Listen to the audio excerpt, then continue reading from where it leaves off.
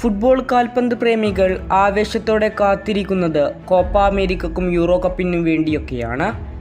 വരുന്ന ജൂൺ 20 മുതൽ ജൂലൈ 14 വരെ നീണ്ടു നിൽക്കുന്ന കോപ്പ അമേരിക്ക വസന്തത്തിന് വേണ്ടി ഫുട്ബോൾ ലോകം ഒന്നടക്കം കാത്തിരിക്കുകയാണ്. ഇത്തവണ കോൺമബോളിലെയും കോൺകകാഫിലെയും ടീമുകൾ പങ്കെടുത്ത് 16 ടീമുകളായിട്ടാണ് ഇത്തവണ കോപ്പ അമേരിക്ക നടക്കുന്നത്. USA-യിൽ വെച്ച് നടക്കുന്ന ആവേശകരമായ ഈ ടൂർണമെൻറ്റിൽ ആര് കിരീടം നേടുമെന്ന പ്രതീക്ഷയിലാണ് നിലവിൽ ഫുട്ബോൾ ലോകം ഉറ്റുനോക്കുന്നത്.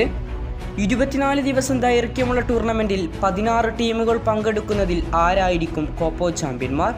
ഫുട്ബോൾ ലോകത്തിൻ്റെ ചോദ്യവും ഇതാണ്. നിലവിലെ ചാമ്പ്യന്മാരായ അർജന്റീന തന്നെ കിരീടത്തിൽ മുത്തമിടുമോ, അല്ലെങ്കിൽ മറ്റു ടീമുകൾ കിരീടത്തിൽ ലക്ഷ്യം വെക്കുമോ?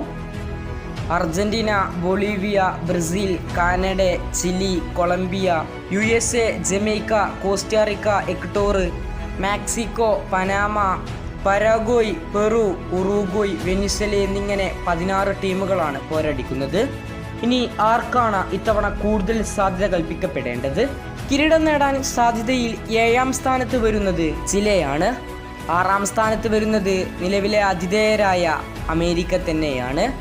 5ാം സ്ഥാനത്ത് വമ്പന്മാരായ ഇക്വഡോറാണ് സ്ഥാനം പിടിച്ചിരിക്കുന്നത്. 4ാം സ്ഥാനത്ത് ലാറ്റിൻ അമേരിക്കൻ കരുത്തരായ കൊളംബിയയാണ്. ഒരു വലിയ പ്രതീക്ഷയുമായാണ് കൊളംബിയ ഇത്തവണ അമേരിക്കയിലെത്തിയത്. അതേസമയം സമീപകാലത്ത് അർജന്റീനയെയും ബ്രസീലിനെയും എല്ലാം തകർത്തെറിഞ്ഞ ആത്മവിശ്വാസത്തിലാണ് നിലവിൽ ഉറുഗ്വയ് വരുന്നത്. സാധ്യതയിൽ 3ാം സ്ഥാനത്ത് ഉറുഗ്വയാണ്. 2ാം സ്ഥാനത്ത് ലാറ്റിൻ അമേരിക്കൻ കരുത്തരായ ബ്രസീലാണ്. കൈവിട്ടു പോയതെല്ലാം ഇത്തവണ ബ്രസീൽ അമേരിക്കയിൽ തിരിച്ചു പിടിക്കുമെന്ന പ്രതീക്ഷയിലാണ് നിലവിൽ ബ്രസീൽ ആരാധകരുള്ളത്.